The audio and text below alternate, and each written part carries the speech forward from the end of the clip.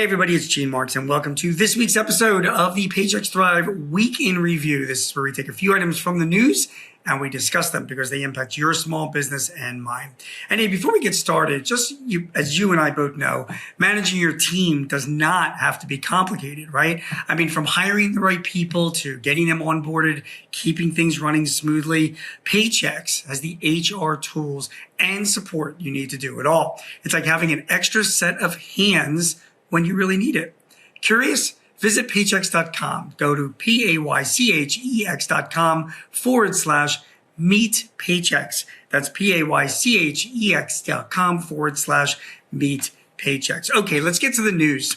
The first bit of news comes from the Federal News Network, and it's about new audits that are putting the SBA, Small Business Administration Section 8A program, deeper in the crosshairs. Let's dig into this a little bit.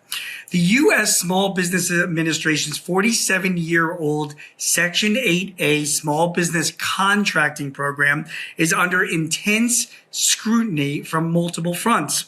According to the report, a conservative legal group, the Center for Individual Rights, and the Wisconsin Institute for Law and Liberty filed a lawsuit in federal court seeking to strike down what they argue are unconstitutional racial preference regulations embedded in the program, a challenge that could upend longstanding eligibility criteria. At the same time, the SBA has launched a sweeping audit, sending letters to over 4,300 recipients in the 8A program, demanding extensive financial and operational records as part of compliance reviews amid concerns about fraud and misuse of set-aside contracts.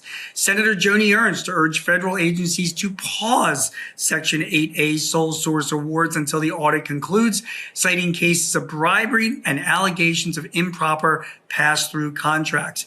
Taken together, these legal and administrative actions have industry experts warning that the future of the 8A program is at risk. How does that impact you? If you are looking for federal contracts, this 8A program for years, more than 4 decades, has been a very popular way to go about getting federal money. But as you can tell from this report, it is under intense scrutiny.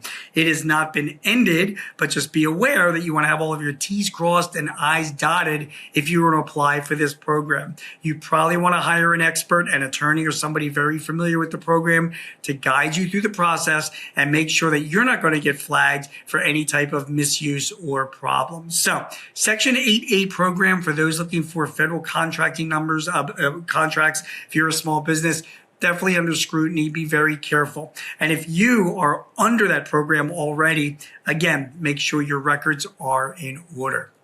Okay, the next bit of news comes from the National Federation of Independent Businesses.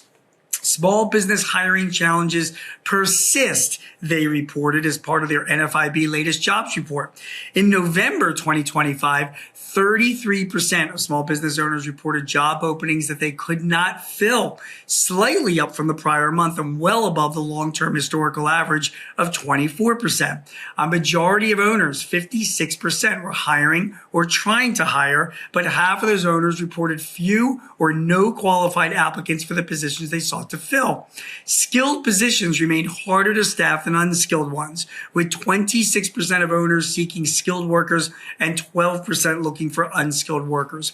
While the labor market shows some signs of softening, with a slight increase in owners reporting few qualified applicants relevant to none, the mismatch between job openings and qualified applicants continues to hamper growth for many small firms. The data highlights ongoing recruitment difficulties, even as many owners plan job creation.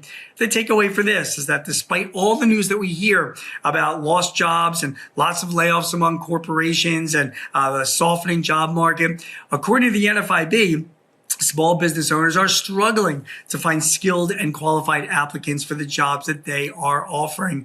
AI may play a role in helping to ease the burden for these small business owners, not to replace employees, which obviously we can see that business owners are having a hard time located in the first place. The final story comes from The Guardian, a place where I write for every week. It has to do with President Trump's recent executive order aimed at preventing states from regulating AI. According to The Guardian, on December 11th, President Trump issued a high-profile executive order designed to preempt state-level regulation of artificial intelligence. The order seeks to block states from implementing their own AI safety and governance laws, such as California's disclosure requirements and Colorado's algorithmic bias safeguards, on the grounds that a patchwork of state regulations would hinder technological innovation and burden AI developers. It establishes a federal AI litigation task force tasked with challenges conflicting state AI laws. While the order doesn't carry the force of new legislation, it represents a considerable effort of federal authority and a win for major tech companies that lobbied for uniform national standards. Critics, including civil liberties advocates and state leaders, argue that the policy centralizes power with Silicon Valley, weakens consumer protections, and potentially exposes vulnerable communities to unchecked AI harms.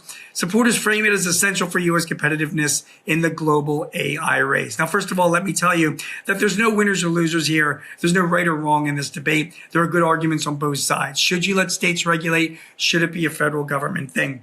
What's interesting about this executive order is that it's fairly inconsistent with a lot of the Trump administration's positions on issues where they have pushed more of this kind of stuff down to the states to be locally decided and had more of a hands-off approach at the federal level. But when it comes to AI is not necessarily a local issue. It is a national issue. It's a global issue. And so the Trump administration feels that it should be dealt with at a national level and not at the state level because it will cause that much more confusion among people trying to implement and use AI solutions. It's a tough issue, but if you are using AI solutions in your business, just be aware your state may have some oversight in what you're doing. It may not. The federal government will be coming out with its own rules sooner rather than later. So you want to pay special attention to make sure that you are in compliance. This has been the Paychex Thrive Week in Review, and you've been watching and listening to me, Gene Marks, give you some of the news items that impact your business and a few thoughts on why and how.